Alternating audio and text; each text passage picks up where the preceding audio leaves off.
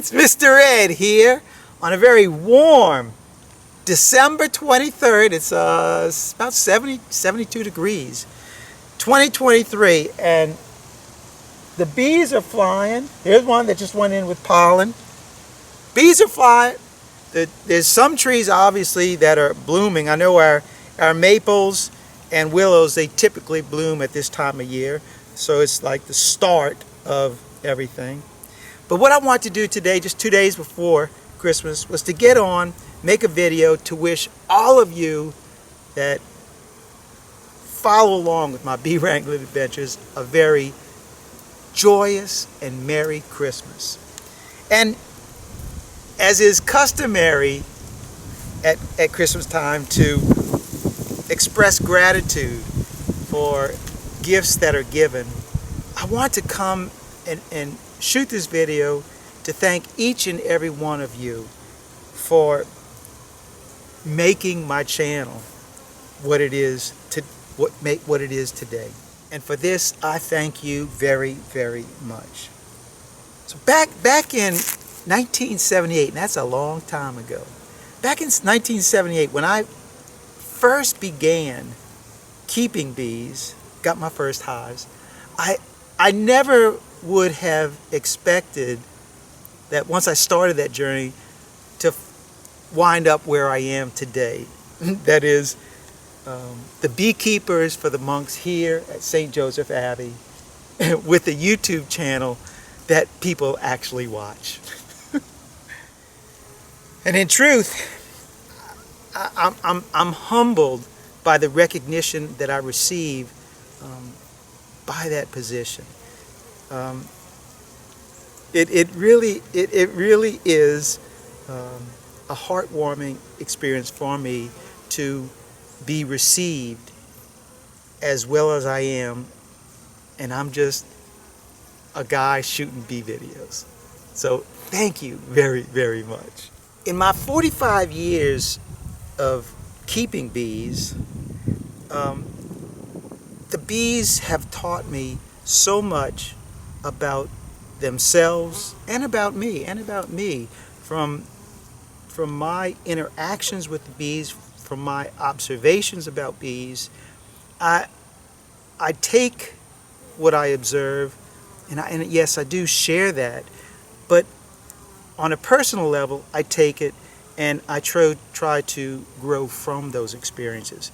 And for that reason, the bees have taught me many, many things.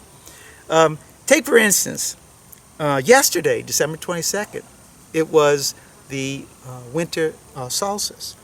And that's like a really, really huge event for bees.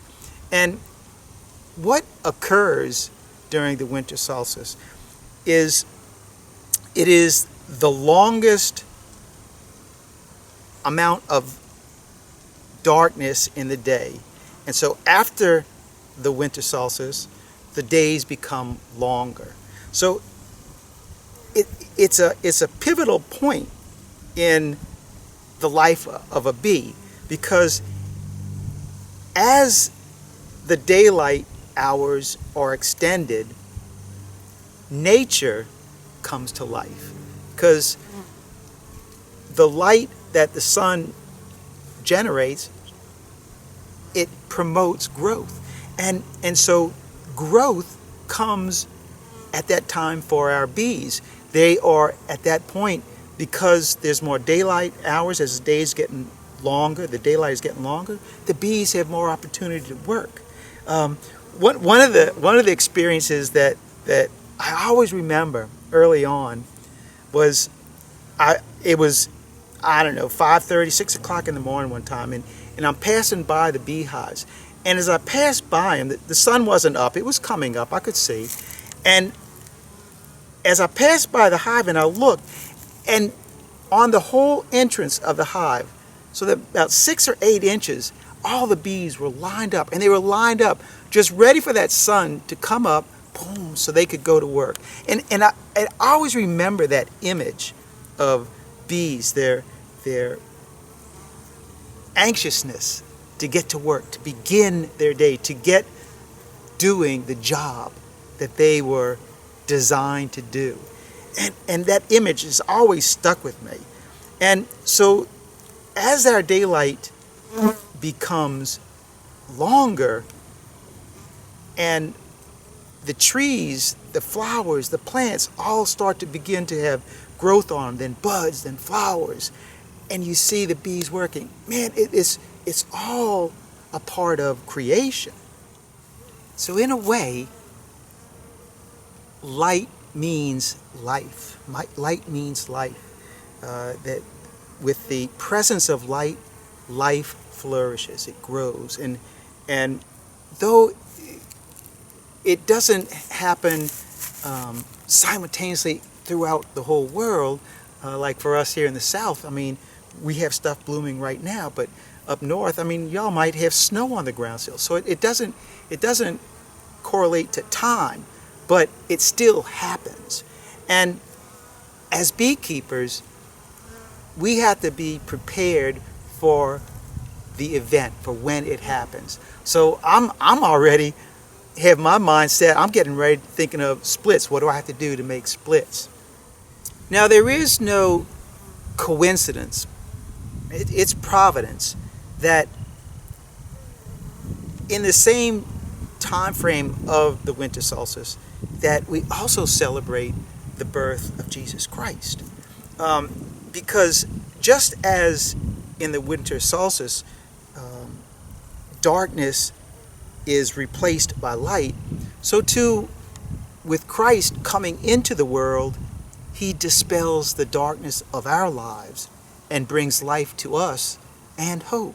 So it's this beautiful connection that we can see. And the bees have taught me this, that as the bees grow, where is their source of life? From light. So too, it's for me, my source of life is the light. And for me, the light is Jesus Christ himself. Christ comes into time to dispel our darkness and bring us new life and hope.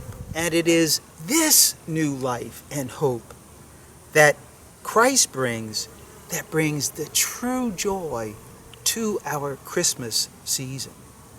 So, yes, presents and family gatherings are great. They're great. But when the light of Christ enters into that mix, the package becomes full. And so I say to you, Merry Christmas, and may the light of Jesus shine on you always, now into the new year. Thanks for watching. Keep on watching, and I'll be making more. God bless, and thank you, Jesus. Mr. Red, I'm out of here until the next video.